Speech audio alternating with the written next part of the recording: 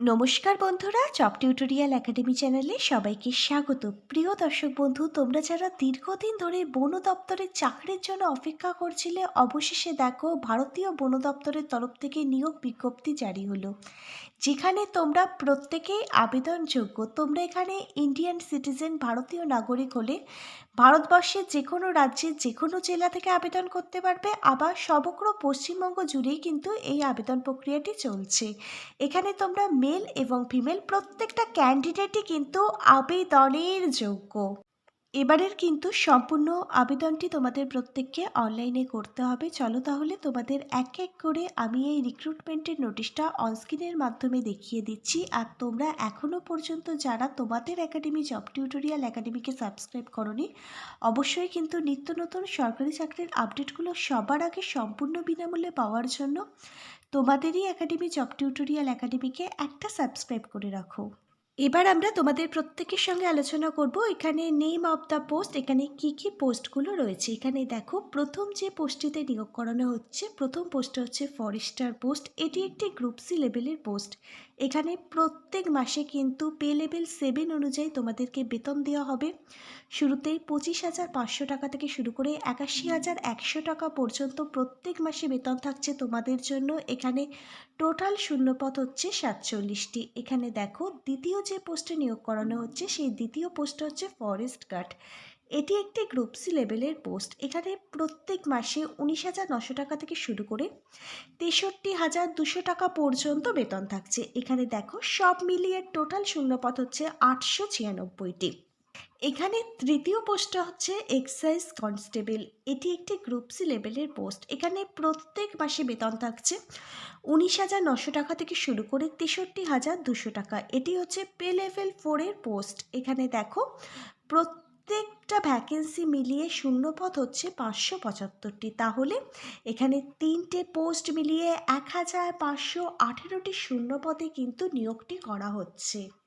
এখানের সবথেকে বড় সুযোগ যেটি তোমাদের প্রত্যেককে দেওয়া হচ্ছে, এখানে আবেদনটি করবার পর কোনো প্রকার কিন্তু এক্সপিরিয়েন্স তোমাদের চাওয়া হয়নি। এখানে ফ্রেশার্স ক্যান্ডিডেট তোমরা প্রত্যেকেই আবেদন করতে পারবে, শুধুমাত্র উচ্চ মাধ্যমিক পাস শিক্ষাগত যোগ্যতাটি থাকলে।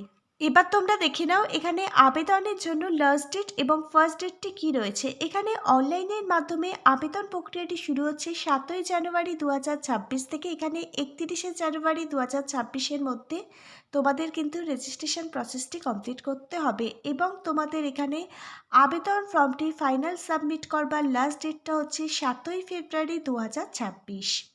এখানে তোমরা কিভাবে আবেদন করবে, আবেদন পদ্ধতির প্রত্যেকটা স্টেপ বাই স্টেপ আমি আজকের এই ভিডিওর মাধ্যমে সম্পূর্ণ ডিটেলসে স্টেপ বাই স্টেপ দেখিয়ে দেবো। তোমরা প্রত্যেকে অবশ্যই কিন্তু আজকের ভিডিওটা সম্পূর্ণটা কন্টিনিউ করো।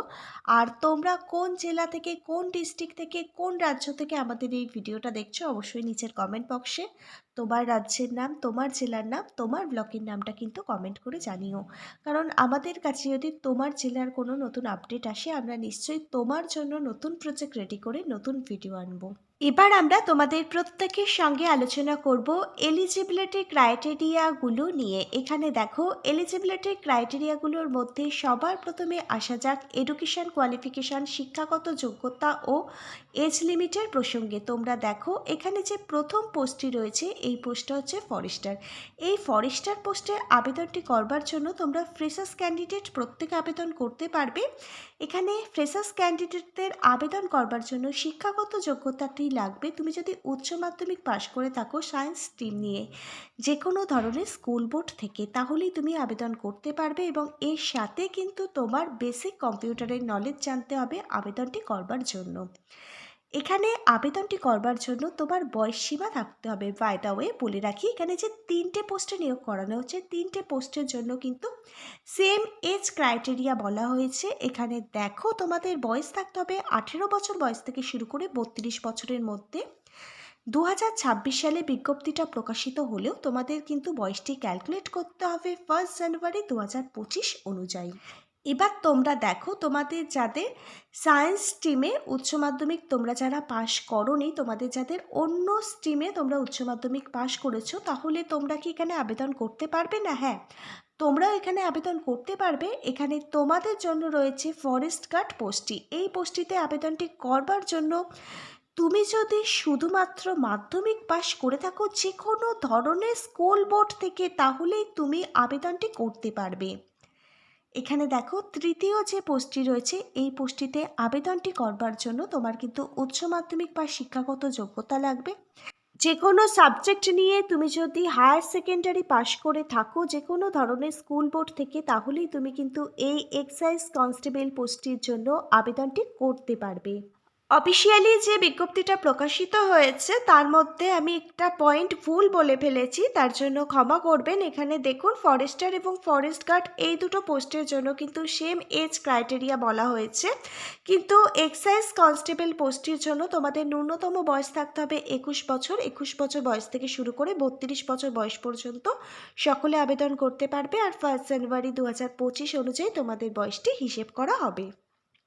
তোমরা দেখো আপার এজ লিমিটের ওপরে কিন্তু রিল্যাক্সেশন রয়েছে। তোমরা যারা এসসি এসটি এসি বিসি এবং জেনারেল ওমেন ক্যাটাগরির ক্যান্ডিডেট আছো, তোমরা কিন্তু অ্যাজ পার গভর্নমেন্ট রুলস অনুযায়ী 5 বছর অতিরিক্ত বয়সের ছাড় পাবে। এছাড়া তোমাদের মধ্যে যারা পার্সন উইথ ডিসেবিলিটি ক্যান্ডিডেট পিডব্লিউডিএস আছো, তোমরা কিন্তু গভর্নমেন্ট রুলস অনুযায়ী 10 বছর অতিরিক্ত বয়সের ছাড় পাবে। এক্স সার্ভিসম্যানদের জন্য রয়েছে এখানে বয়সের ছাড়। এবার আমরা তোমাদের প্রত্যেকের সঙ্গে আলোচনা করব এখানে কি পদ্ধতিতে তোমাদের নিয়োগ করানো হবে, অর্থাৎ সিলেকশন প্রসেস কি থাকছে। এখানে তোমাদের সবার প্রথমে রিটেন টেস্ট মানে লিখিত পরীক্ষা দিতে হবে।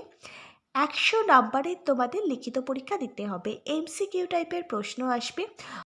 OMR বেসড তোমাদের কিন্তু পরীক্ষাটি দিতে হবে। প্রত্যেকটা প্রশ্নের মান কিন্তু এখানে 1 করে থাকবে। ম্যাথামেটিক্স থেকে 20টি প্রশ্ন 20 নম্বর, জেনারেল স্টাডি থেকে 25টি প্রশ্ন 25 নম্বর, ইংরাজি থেকে 20টি প্রশ্ন 20 নম্বর, ল্যাঙ্গুয়েজ থেকে 15টি প্রশ্ন 15 নম্বর, কম্পিউটার থেকে 20টি প্রশ্ন 20 নম্বর। এখানে টোটাল 100টি প্রশ্ন আসছে, প্রত্যেক প্রশ্নের মান 1 করে থাকছে।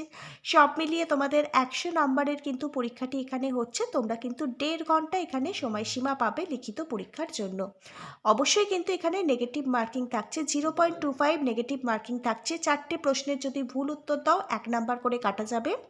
প্রত্যেকটা বিষয় কভার করা থাকবে। এমনই কিছু গুরুত্বপূর্ণ বই আমি তোমাদের প্রত্যেকের জন্য ট্যাগ করে দিচ্ছি। প্রত্যেকটা বইয়ের লিঙ্ক দেওয়া থাকবে ভিডিওর ঠিক নিচের থাকা ডেসক্রিপশন বক্সে। এখানে আবেদনটি করবার পর খুব একটা বেশি দিন কিন্তু সময় পাবে না লিখিত পরীক্ষার জন্য নিজেদেরকে তৈরি করবার। এই বইগুলো থেকে তোমরা খুব সহজেই বাড়িতে বসে লিখিত পরীক্ষার জন্য নিজেদেরকে তৈরি করতে পারবে। কোথাও পড়তে যাওয়ার কোনো প্রয়োজন হবে না। প্রত্যেকটা বইয়ের সাথে পেয়ে যাবে খুব ভালো মানের একটি ডিসকাউন্টও, যেটা অন্য কোথাও থেকে বই পারচেস করলে কিন্তু পাবে না। তোমাদের মধ্যে যারা লিখিত পরীক্ষায় পাশ করে যাবে, এরপর দেখো স্টেজ 2 তোমাদের ফিজিক্যাল টেস্ট দিতে হবে। তারপর দেখো তোমাদের ফিজিক্যাল স্ট্যান্ডার্ড মেজারমেন্ট টেস্ট, যাকে PSM টেস্ট বলা হয়, এই টেস্টটা দিতে হবে। তারপর তোমাদের দেখো ইন্টারভিউ নেওয়া হবে, ডকুমেন্ট ভেরিফিকেশান করা হবে। তারপর যাদের যোগ্য বলে বিবেচিত করা হবে তাদেরই কিন্তু এখানে নিয়োগ করে নেওয়া হবে। অফিসিয়ালি বিজ্ঞপ্তিটার মধ্যে থেকে এগুলো একটু ভালোভাবে দেখে নেবে, এখানে নিয়োগ সংক্রান্ত আর কি কি ইম্পর্টেন্স পয়েন্ট রয়েছে। এখানে আরও কিছু এলিজিবিলিটি ক্রাইটেরিয়া রয়েছে। এলিজিবিলিটি ক্রাইটেরিয়াগুলোর মধ্যে তোমরা ইম্পর্টেন্স পয়েন্ট অর্থাৎ গুরুত্বপূর্ণ পয়েন্টগুলো দেখে নাও। ক্যান্ডিডেটকে অবশ্যই কিন্তু একজন ইন্ডিয়ান সিটিজেন মানে ভারতীয় নাগরিক হতে হবে। তুমি ভারতবর্ষের যে কোনো রাজ্যে যে কোনো জেলা থেকে আবেদন করতে পারবে। তোমরা যারা পশ্চিমবঙ্গ থেকে আমাদের এই ভিডিওটা দেখছো, তোমরা কিন্তু পশ্চিমবঙ্গের 23 জেলা থেকে এখানে আবেদনটি করতে পারবে। এবার তোমাদের মধ্যে যারা ফরেস্টার বা ফরেস্ট গার্ড পোস্টের জন্য আবেদন করবে, তোমাদের কিছু ফিজিক্যাল স্ট্যান্ডার্ড কিন্তু অফিসিয়ালি বিজ্ঞপ্তির মধ্যে বলা আছে, একটু ভালোভাবে দেখে নাও। ক্যাটাগরি ওয়াইজ ভাগ করা আছে। তোমরা যারা পুরুষ মানে মেল ক্যাটাগরির ক্যান্ডিডেট আছো, তোমাদের মধ্যে যারা ইউআর ক্যাটাগরির ক্যান্ডিডেট, এসসি ক্যাটাগরির ক্যান্ডিডেট, এসি বিসি ক্যাটাগরির ক্যান্ডিডেট, তোমাদের মিনিমাম হাইট থাকতে হবে 168 সেমি। তোমাদের চেস্ট থাকতে হবে 81 সেমি এবং সেটাকে ফুলিয়ে তোমাদের 5 সেন্টিমিটার আপ টু করতে হবে। মেল এসটি ক্যাটাগরির ক্যান্ডিডেটদের হাইট থাকতে হবে 158 সেন্টিমিটার। তোমাদের চেস্ট এখানে 81 সেন্টিমিটার থাকতে হবে এবং তোমাদের চেস্টটা ফুলিয়ে কিন্তু বুকের ছাতি 5 সেন্টিমিটার কিন্তু করতে হবে। ওমেন ক্যাটাগরির ক্যান্ডিডেট, তোমরা যারা UR, SC ST, AC BC ক্যাটাগরির ক্যান্ডিডেট আছো, এখানে শুধু তোমাদের হাইটটা লাগবে, এখানে চেস্টের কিন্তু প্রয়োজন নেই, তোমরা জানো। মহিলা ক্যাটাগরির ক্যান্ডিডেটদের চেষ্টা লাগে না, তোমাদের হাইট থাকতে হবে 153 সেন্টিমিটার, তাহলেই তুমি কিন্তু আবেদনের যোগ্য। তোমরা যারা মেল ক্যাটাগরির ক্যান্ডিডেট ইউআর এবং এসিবিসি ক্যাটাগরির ক্যান্ডিডেট আছো, এখানে তোমাদের মিনিমাম হাইট থাকতে হবে 168 সেমি, তোমাদের ওয়েট থাকতে হবে 55 কেজি, তোমাদের এখানে বুকের ছাতি থাকতে হবে 79 সেন্টিমিটার, সেটা বাড়িয়ে পরবর্তী সময় কিন্তু তোমাদের 84 সেন্টিমিটার করতে হবে। এবার দেখো এসসি এসটি ম্যান ক্যাটাগরির ক্যান্ডিডেটদের তোমাদের হাইট থাকতে হবে 163 সেন্টিমিটার, তোমাদের ওয়েট থাকতে হবে 50 কেজি, বুকের ছাতি থাকতে হবে 76 সেন্টিমিটার, সেটা ফুলিয়ে 81 সেন্টিমিটার করতে হবে। এবার দেখো তোমরা যারা মহিলা ওমেন ক্যাটাগরির ক্যান্ডিডেট এক্সাইজ কনস্টেবল পোস্টে আবেদন করবে, তোমাদের মধ্যে ইউআর এবং এসিবিসি ক্যাটাগরির ক্যান্ডিডেটদের মিনিমাম হাইট থাকতে হবে 158 সেন্টিমিটার, ওয়েট থাকতে হবে 47.5 কেজি। এখানে কিন্তু তোমাদের কোনো চেস্টের কিছু বলা নেই, মানে ওমেন ক্যাটাগরির ক্যান্ডিডেটদের জন্য কিন্তু চেস্ট লাগবে না। এবার দেখো ওমেন এসসি এসটি ক্যাটাগরির ক্যান্ডিডেটদের হাইট থাকতে হবে 153 সেন্টিমিটার, ওয়েট থাকতে হবে 45 কেজি, তাহলেই তোমরা কিন্তু এই এক্সাইজ কনস্টেবল পোস্টটির জন্য তোমাদের আবেদনটি করতে পারবে। এবার তো প্রশ্ন হচ্ছে কিভাবে তোমরা এখানে আবেদন করবে। তোমাদের অনলাইনের মাধ্যমে আবেদনটি করবার জন্য যে অফিসিয়াল ওয়েবসাইটটি ভিজিট করতে হবে, অফিসিয়াল ওয়েবসাইটটি প্রত্যেকে অনস্ক্রিনে দেখতে পাচ্ছ। এই অফিসিয়াল ওয়েবসাইট ভিজিট করেই কিন্তু রেজিস্ট্রেশন প্রক্রিয়া সহ কিন্তু আবেদনটি কমপ্লিট করতে হবে। অফিসিয়াল ওয়েবসাইটটির লিঙ্ক যদি কারোর প্রয়োজন হয়ে থাকে অবশ্যই নিচের কমেন্ট বক্সে জানিও, এর লিঙ্কটা কিন্তু আমি তোমাদেরকে প্রোভাইড করে দেবো।